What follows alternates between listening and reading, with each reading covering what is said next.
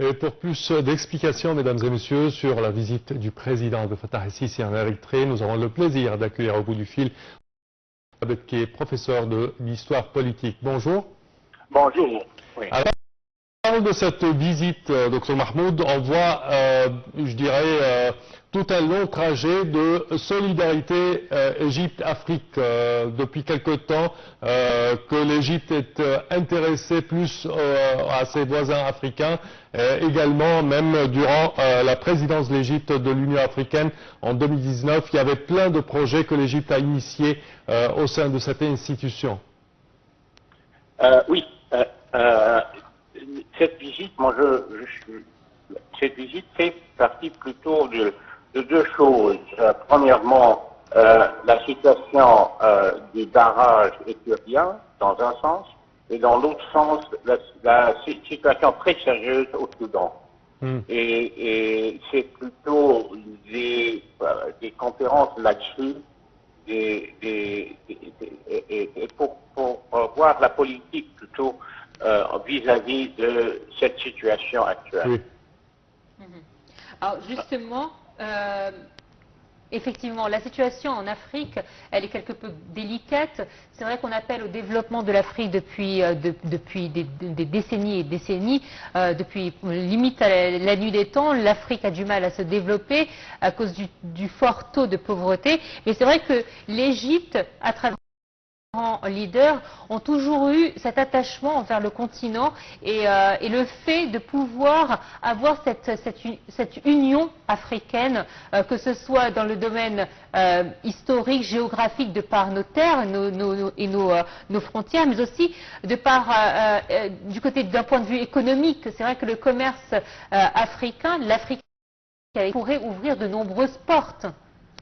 Oui, oui, absolument, parce que l'Érythrée et les autres pays, ça veut dire comme la Somalie par exemple, font partie du portail de la mer Rouge. Alors, la mer Rouge, bien sûr, historiquement, c'est une des grandes sources pour l'économie égyptienne. Depuis toujours, même avant le canal de Suez, avant la construction du canal de Suez. Alors, bien sûr, il y a toujours eu des historiques entre l'Égypte et cette zone.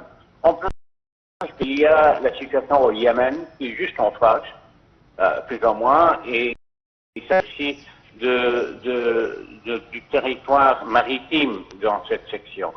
Et bien, et aussi, Éthiopie a toujours été en bon terme avec l'Égypte. C'est une des alliés, dans un certain sens traditionnel, de l'Égypte dans cette partie de l'Afrique. Et bien sûr, il y a une influence économique pour l'Égypte pour avoir une certaine stabilité dans cette zone. Oui.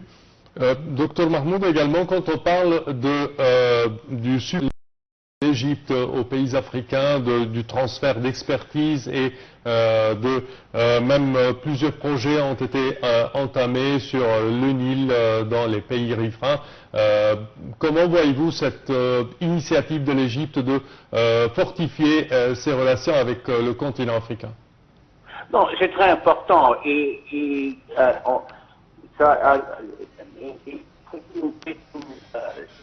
renouvellement plutôt des liens entre les pays africains. On a eu une certaine période que tout ça a été négligé, mais ce n'est que depuis 10 ans maintenant qu'on fait de grands efforts d'avoir une certaine intégration diplomatique, politique et économique avec l'Afrique. Et aujourd'hui, avec une retraite, plus ou moins, pas une évacuation totale, mais certainement une retraite de l'Occident en Afrique, il y a d'autres opportunités qui se sont mises en marche. En plus, il y a la Chine qui est en train en Afrique, dans le sens comme partenaire économique, et avec un soutien diplomatique et politique. Et fait partie de ça aussi dans un certain sens indirect. Docteur Mahmoud Sabet, vous êtes professeur en histoire politique. C'est toujours un plaisir de vous avoir dans notre l'Égypte. Allez, on se retrouve après cette courte pause.